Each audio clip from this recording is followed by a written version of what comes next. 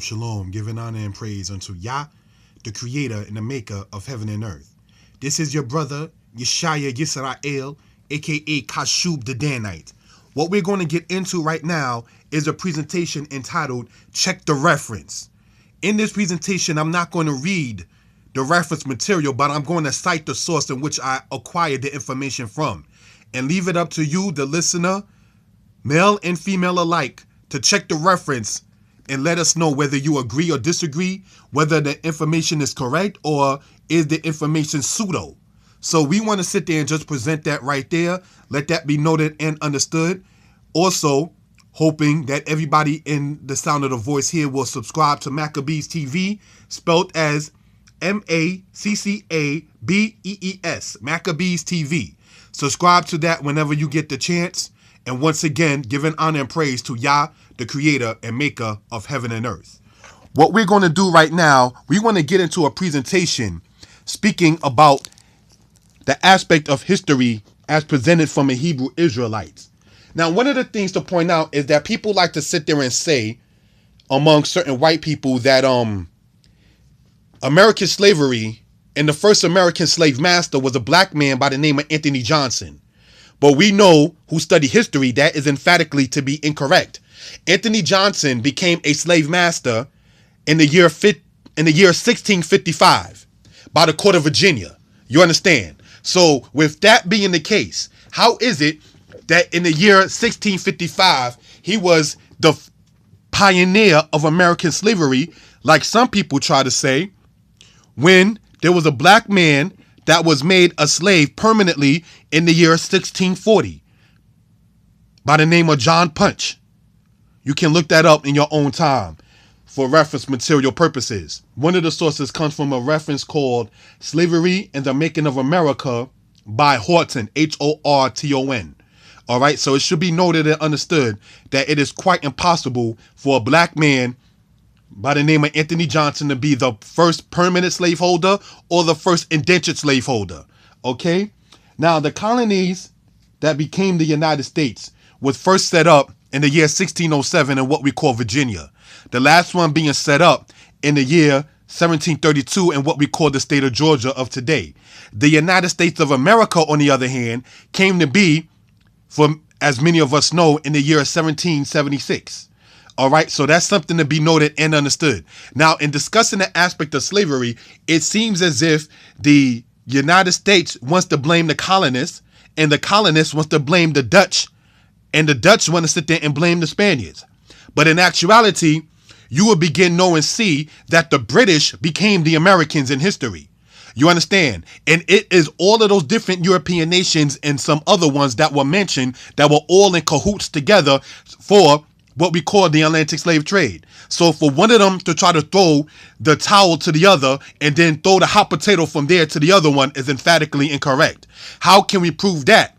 It's because the first English major, or even the first English into the slave trade, when you get right down into it by name, was a guy by the name of John Hawkins. And he entered the slave trade in the year 1562. Okay, so let that be noted and understood. By the year 1564, he set out on another slave voyage. You understand? And when he did that, he was actually given the sanction by Queen Elizabeth I. Queen Elizabeth I was the successor of Queen Mary of England. So that's something to be noted and understood. She took the throne of England in the year 1558. So I just want to sit there and have some of those things and references to be pointed out for edification purposes. How is it then, knowing all of that, knowing good and well that John Hawkins, when he did trade with slaves, he never came to what is commonly now called the United States. He never came to any of the colonies that became the United States. You understand? He was a British man working for the British, and he actually did slave trading of black people with the Spaniards and with the Portuguese. You understand? In the places that we correctly now call Mexico, Venezuela, and Colombia. So that's something to be noted and understood in history. That particular guy that we spoke of, John Hawkins, actually died in the year 1595. So Just want to sit there and let that be noted and understood. Before the opening of the 17th century, the English people were already involved in the slave trade. So how then can a man who took the name Anthony Johnson, which is both an English name, Johnson is English as well as Anthony is English, how did he acquire that name, either give it to him or self-appointed, if he was supposed to have been the pioneer of American slavery? It's impossible, brothers and sisters. All right. So just want to sit there and let that be noted and understood. New York, brothers and sisters, was a colony that came to be in the year of 1664. When you go into a reference book entitled Slavery, The History of Slavery by Susan Everett, that author gets into the fact of showing that many people that were slaves in New York, dated as early as 1643, were slaves that were taken from Brazil by the Dutch and delivered into New York. When you go into a book written by Hugh Thomas entitled The Slave Trade, you will find out that the Dutch had slave posts in what we call commonly Manhattan in 1613. So I just want to sit there and let that be noted and understood, because it's impossible for all of those nations to be in cahoots with each other and then try to sit there and say that one leeching off the other in the slave trade can now try to say that a black man is the pioneer of American slavery. All right, so let that be noted and understood. Another thing, brothers and sisters, to point out is that many people try to come to the house of Israel or the house of Israel stating that the Torah comes from the principles of Ma'at, which emphatically is also horribly a misnomer. Because when you go into the Torah, namely in Exodus chapter 20, it speaks against idolatry. It speaks about keeping the Sabbath. The principles of Ma'at does not endorse the bashing of idolatry. It does not endorse the prohibition of idol worship. So that's something to be noted and understood. Many scholars like to go and talk about Akhenaten, talking about he was the father and the originator of what they call monotheism.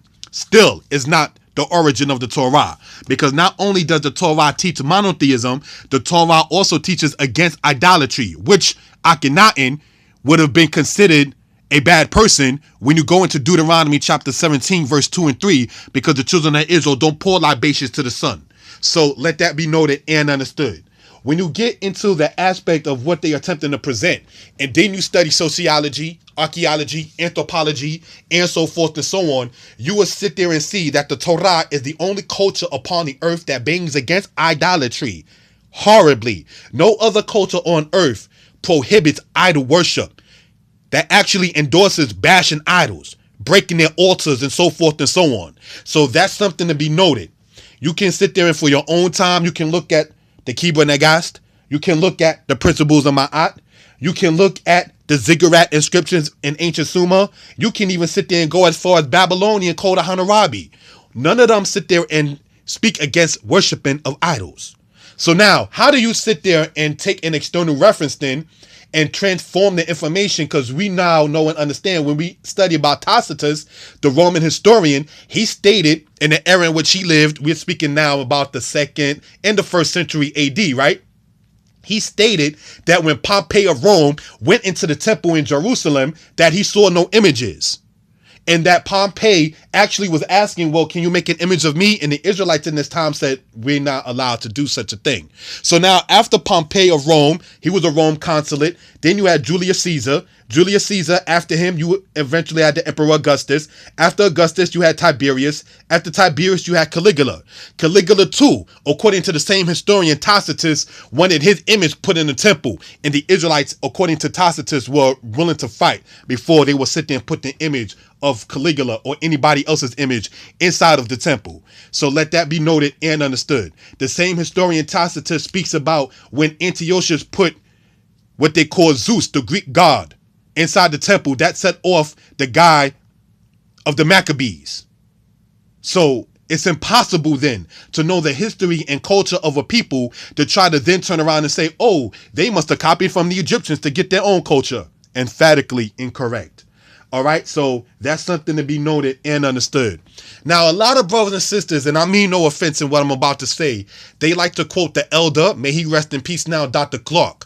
Dr. Clark did a presentation entitled, Who is a Jew?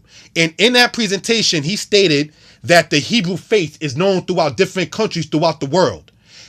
In that slide terminology that he was talking about saying Hebrew faith, what he emphatically is trying to allude to is saying that there were really no people called the children of Israel, that there really were no Hebrew people. They just happen to just have a faith throughout the different world, parts of the world. So, but what a scholar then has to do is realize, hold on, how is it that if the people are noted to have the faith of the Hebrews, that means the people of the Hebrews have to be in existence for their faith to be noted? That's just logic at that particular case. And as stated, I am not trying to sit there and throw stones. I'm not trying to disrespect anybody, but just want to sit there and let it be noted and understood for edification purposes. Now, the term Jew that many people like to sit there and ride upon and love upon and so forth and so on, emphatically is an incorrect translation of the Hebrew word Yahudi. Yahudi means Judite, and it comes from the Hebrew word Yahudah. Yahudah means Judah. So that's something for edification purposes, brothers and sisters, to be noted and understood. Now, in the Hebrew language, the word Yahudah ends in this particular letter right here, which is the letter Hey. It makes the H sound. When you sitting up there and having a noun in Hebrew, such as Yahudah, a person, place, or thing being a noun, when you sit there and show the possession of it, it transformed from that letter that we showed to this particular letter right here, which is the letter Yod, making the Y sound. This is why phonetically in Hebrew, Yahudah becomes Yahudi when you go into the book of Zechariah chapter 8, verse 23 in the scriptures.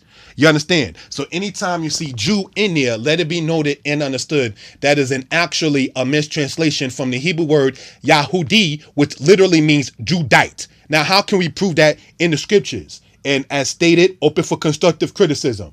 When you go to Deuteronomy chapter 4, verse 43 to verse 44, you read about a group of people called the Manassites. The word Manassite in Hebrew is said as Menashi, and it follows the same structure in the noun possession as Yahudah to Yahudi. So does Menashe become Menashi. So that's something to be noted and understood. So another thing to show emphatically that there's no way in the world that phonetically from the Hebrews that a such thing as a Jew exists is because this particular letter right here, which is the letter Dalet, which makes the D sound, never ever drops phonetically within Hebrew. So because that letter never drops off, whether you're dealing with verbs or nouns or so forth and so on, shows you that Yahudah or Yahudi does not become Jew or Jewish.